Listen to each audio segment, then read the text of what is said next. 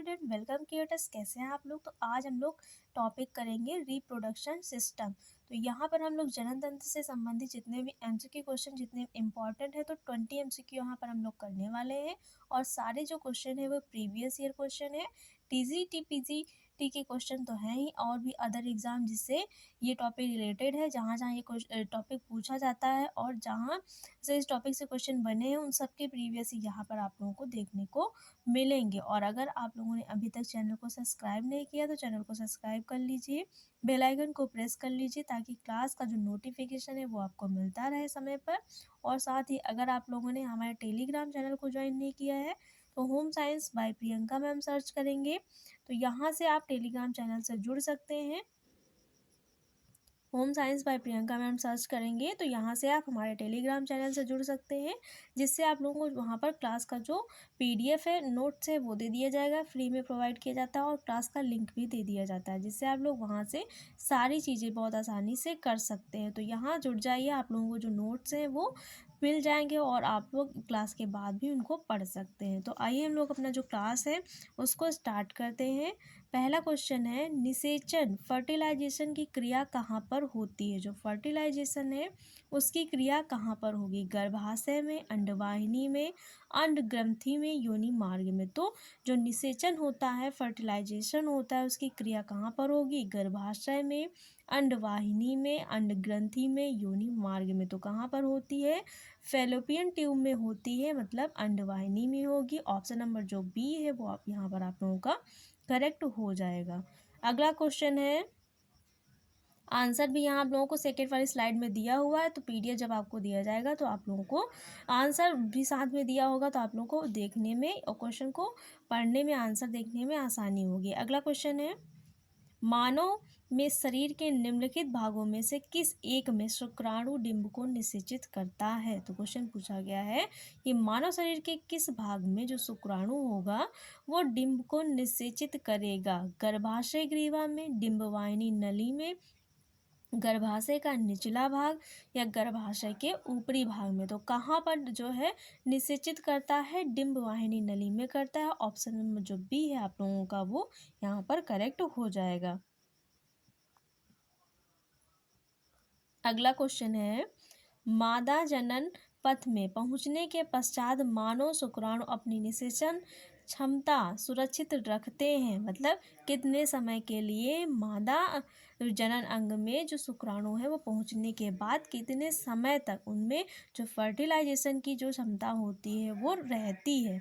2 minute के लिए, 20 minute के लिए, 90 मिनट के लिए या फिर 1 से 2 दिनों के लिए। तो कितने समय तक के लिए जो है उनमें फर्टिलाइजेशन की जो क्षमता है वो होती है 1 से 2 दिन के लिए होती है। कितने समय के लिए होती है, 1 से 2 दिन के लिए होती है। तो ऑप्शन नंबर जो डी है यहाँ पर आप लोगों का करेक्ट हो जाएगा। अगला क्वेश्चन है, मानव भ्रूण का हृदय कब स्पंदन करने लगता है, मतलब जो भ्रूण है वो बनने लगता है और उसका जो हार्ट बीट है वो आने लगता है। तो वो कब आने लगता है, अपने परिवर्धन के प्रथम सप्ताह में, अपने परिवर्धन के तृतीय सप्ताह में, मतलब जब इम्प्लांटेशन होगा तो उसके 1 वीक में, या इम्प्लांटेशन के जो है तीसरे मतलब 3rd वीक में, या फिर 4th वीक में, या फिर 6 जो है वीक में। तो कब जो है मानव भ्रूण का हृदय स्पंदन करने लगता है, तो कब करने लगता है, अपने परिवर्धन के 4th सप्ताह में करने लगता है, 4th वीक में करने लगता है। जो हार्ट बीट है वो साउंड होने लगती है। तो यहाँ से क्या होगा कि 4th जो वीक होगा वहाँ पर जो हार्ट बीट है वो आने लगती है। तो ऑप्शन नंबर जो सी है वो यहाँ पर करेक्ट हो जाएगा। अगला क्वेश्चन है, उस प्रक्रम को क्या कहते हैं जिसमें कोई जीव अपने जैसे जीवों को जन्म देता है। तो उस प्रक्रम को क्या कहते हैं जिसमें कोई जीव अपने जीवों जैसे जीवों को जन्म देता है, प्रजनन, पोषण, उत्सर्जन, श्वसन। तो वो प्रक्रम क्या कहलाएगा जिसमें कोई जीव अपने जैसे जीवों को जन्म देगा, क्या कहलाएगा, प्रजनन कहलाता है। प्रजनन के द्वारा जो जीव होते हैं अपने जैसे जीव को जन्म देते हैं। ऑप्शन नंबर ए यहाँ करेक्ट हो जाएगा। अगला क्वेश्चन है, मादा युग्मक और नर युग्मक मिलकर डॉट डॉट का निर्माण करते हैं। किसका निर्माण करते हैं, युग्मनज का, अंड का, वृषण का, इनमें से कोई नहीं। तो मादा युग्मक और नर युग्मक मिलकर किसका निर्माण करते हैं? युग्मनज का करते हैं, अंड का करते हैं, वृषण का करते हैं, इनमें से कोई नहीं। किसका करते हैं? युग्मनज का करते हैं। ऑप्शन नंबर जो ए है यहाँ पर आप लोगों का करेक्ट हो जाएगा। अगला क्वेश्चन है, निम्नलिखित में से कौन जीवन के अवधि की अंतिम चरण है? तो इनमें से कौन सी जो चरण है या कौन सी अवधि है जीवन का अंतिम चरण मानी जाती है? किशोरावस्था, जनन प्रावस्था, जीर्णता या वृद्धावस्था, इनमें से सभी। तो कौन सी अवधि जीवन के अंतिम चरण की अवधि मानी जाती है? ऑप्शन नंबर जो सी है यहाँ करेक्ट हो जाएगा। जीर्णता या वृद्धावस्था जीवन की अंतिम अवधि मानी जाती है। अगला क्वेश्चन है, निम्नलिखित में से कौन सा एक नर युग्मक है? इनमें से कौन सा एक नर युग्मक है? शुक्राणु, डिंब, अंडा, इनमें से कोई नहीं। तो पूछा गया है कि इसमें से नर युग्मक कौन सा है? तो इसमें से जो शुक्राणु है वो नर युग्मक है, बाकी डिंब और अंडा ये कौन सी है? तो ये मादा युग्मक है। इसलिए ऑप्शन नंबर जो ए है यहाँ पर आप लोगों का मतलब जो फर्स्ट ऑप्शन है वो करेक्ट हो जाएगा। ये एक नर युग्मक है, बाकी ये दोनों मादा युग्मक है, इसलिए ऑप्शन नंबर फर्स्ट यहाँ करेक्ट हो जाएगा। अगला क्वेश्चन है, निम्नलिखित में से कौन सा एक मादा युग्मक है? पूछा गया है कि इनमें से कौन सा एक मादा युग्मक है? वृषण, शुक्राणु, अंडा, एपिडिडामिस। तो कौन सा है इसमें से एक मादा युग्मक? जो एग होता है वो मादा युग्मक होता है। वृषण, शुक्राणु और ये सारे जो हैं वो नर युग्मक में आते हैं। ऑप्शन नंबर थर्ड यहाँ पर आप लोगों का करेक्ट हो जाएगा। अगला क्वेश्चन है, मानव शरीर की सबसे छोटी कोशिका है? मानव शरीर की सबसे छोटी कोशिका है अग्न्याशय, शुक्राणु, अंडा, यकृत। तो मानव शरीर की इनमें से सबसे छोटी कोशिका कौन सी है? गिवन ऑप्शन के आधार पे जो शुक्राणु है वो मानव शरीर की सबसे छोटी कोशिका है। ऑप्शन नंबर जो बी है यहाँ करेक्ट हो जाएगा। अगला क्वेश्चन है, निषेचन से पूर्व होने वाली घटना नहीं है, मतलब निषेचन से पूर्व इनमें से कौन सी घटना नहीं घटित होती है? बाकी सारी घटनाएं घटित होती हैं। तो बाकी सारी प्रक्रियाएं निषेचन से पूर्व होती हैं, लेकिन एक प्रक्रिया है जो निषेचन के पूर्व नहीं होती। शुक्राणु जनन, अंडाणु जनन, युग्मक स्थानांतरण, निषेचन। तो जो निषेचन है वो बाद में होगा, ये सारी चीज़ें पहले होती हैं, इसलिए ऑप्शन नंबर जो डी है वो यहाँ करेक्ट हो जाएगा। अगला क्वेश्चन है, मानव कोशिकाओं में गुणसूत्रों की संख्या होती है कितनी? 46, 12, 78, 23। मानव कोशिकाओं में गुणसूत्रों की संख्या होती है, कितनी होती है? 46, 12, 78, 23। तो कितनी होती है? 46 होती है। ऑप्शन नंबर ए यहाँ करेक्ट हो जाएगा। आप लोगों का फर्स्ट ऑप्शन करेक्ट हो जाएगा। अगला क्वेश्चन है, पुरुषों में शुक्राणुओं का निर्माण कहाँ होता है? पूछा गया है पुरुषों में शुक्राणुओं का निर्माण कहाँ होता है? वृषण में, अधिवृषण में, शुक्रवाहक में, अंडाशय में। कहाँ पर होता है? वृषण में होता है। फर्स्ट ऑप्शन यहाँ करेक्ट हो जाएगा।